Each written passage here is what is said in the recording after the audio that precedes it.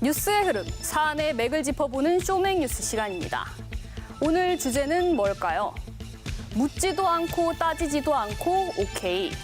이건 유명한 보험 광고 문구인데요. 보험 이야기는 아니고요. 바로 소득, 재산 상관없이 대한민국 모든 국민에게 묻지도 따지지도 않고 주는 긴급 재난지원금 이야기입니다. 지난주부터 신용 체크카드 온라인 신청이 진행 중이죠. 신청 닷새 동안 전국 990여 가구가 6조 6천억 원 넘게 신청했는데요.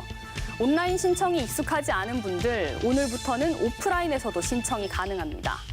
신청 방법을 자세히 보면요. 본인이 쓰는 카드사와 연계된 은행 창구에서 신청할 수 있습니다. 이외에 읍면동 주민센터와 지역 금고은행을 이용해도 되는데 이 경우 지역사랑 상품권이나 선불카드를 받게 됩니다. 오프라인 신청도 오부제를 하니까 생년 끝자리 지정 요일을 지켜야 합니다. 또 오늘부터 상품권, 선불카드도 자치단체 홈페이지에서 온라인으로 신청할 수 있습니다. 특히 거동이 불편한 고령자나 장애인을 위한 찾아가는 신청도 자치단체 콜센터를 통해 할 수 있습니다.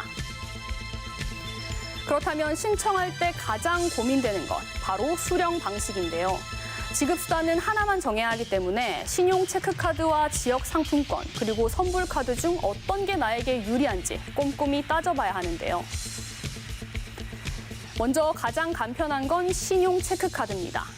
원래 사용하던 카드에 적립되는 데다 사용 즉시 알림 문자가 오니까 편합니다. 한 카드사 카드면 신용 체크 상관없이 카드 여러 개로 사용할 수 있고 카드 혜택도 그대로 적용됩니다. 또 대구시, 경북도 같은 광역 단위로 사용할 수 있고 카드 사용 실적으로 소득 공제도 가능합니다. 다만 할부 결제가 되지 않고 오는 8월 말까지 사용해야 한다는 단점이 있습니다. 평소 카드 지출이 많고 어차피 쓸 거 빨리 편하게 쓰실 분들 많이 선택하실 것 같습니다. 이와 달리 지역사랑 상품권은 최대 5년까지 쓸 수 있습니다. 물론 정부는 즉각적인 경기 부양을 위해 8월까지 사용을 권장하고 있습니다. 상품권은 또 현금 영수증 발급이 가능한데요. 다만 일부 지역사랑 상품권은 그 지역, 즉 시군 단위에서만 쓸 수 있어 사용이 제한적입니다. 동네에서 주로 소비하고 현금을 많이 쓰는 분들이 신청하면 좋겠죠. 마지막으로 선불카드는 앞선 두 방식의 장단점이 섞였는데요. 광역 단위에서 사용할 수 있습니다. 또 현금 영수증이 가능하지만 이런 경우 발급기관에서 본인 등록을 해야 하고 사용기한은 오는 8월까지입니다. 기존에 쓰는 카드가 딱히 없고 소득공제보다 휴대성이 중요하다면 선택할 만하죠. 이렇게 신청하고 나면 궁금한 점, 바로 사용처인데요. 전통시장과 편의점, 병원, 약국, 학원 등 다양한 곳에서 사용 가능합니다. 백화점과 대형마트, 유흥주점에서는 사용할 수 없는 거 많이 알고 계실 텐데요. 그런데 예외가 있습니다. 백화점, 대형마트의 임대 매장은 가능한데요. 대기업의 입점해 있지만 소상공인들의 매장이기 때문입니다. 대형 프랜차이즈도 직영점은 안 되고 가맹점은 되는데 여기도 예외가 있습니다. 직영점이어도 본사 소재지면 사용이 가능하다는 건데요. 그래서 논란이 된 게 유명 카페 프랜차이즈죠. 스타벅스는 본사 소재지가 서울이라 서울 시민들은 재난지원금을 사용할 수 있지만 다른 지역 사람은 안 됩니다. 또 코레일 본사가 대전에 있어서 대전 시민만 승차권 구매 시 지원금을 사용할 수 있는데요. 논란이 되자 행정안전부는 전 국민이 사용 가능하도록 검토하겠다고 밝힌 바 있죠. 사상 초유의 일이다 보니 어설픈 행정 또 있습니다. 바로 실수 기부인데요.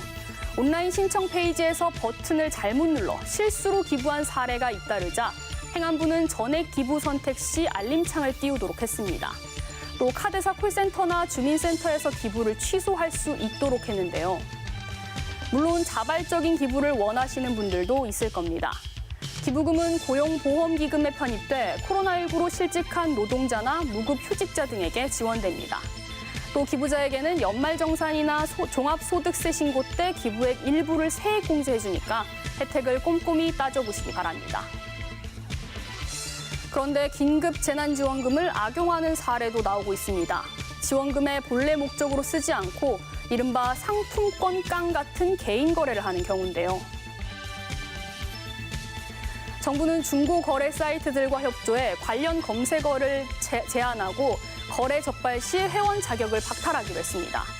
또 가맹점의 결제 거부나 웃돈 요구에 대한 단속을 강화하고 있습니다.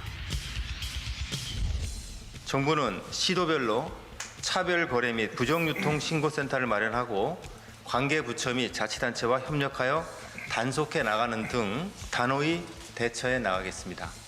연대와 협력의 마음으로 협조를 부탁드립니다. 실제로 현금 결제를 유도하는 경우가 나오고 있는데요. 경기도에서는 재난기본소득과 관련해 지역화폐를 차별한 15곳이 적발되기도 했습니다. 이런 불리한 대우를 받은 경우 시도센터에 신고해 생계지원과 소비촉진이란 지원금 본래 취지를 지켜야겠죠. 이렇게 묻지도 따지지도 않고 대한민국 국민이면 누구나 받는 긴급 재난지원금. 어떤 수령 방식이 어떤 곳에서 사용하는 게 나에게 유리한지 묻고 따져서 현명하게 사용하시기 바랍니다. 지금까지 쇼맥뉴스 우아영입니다.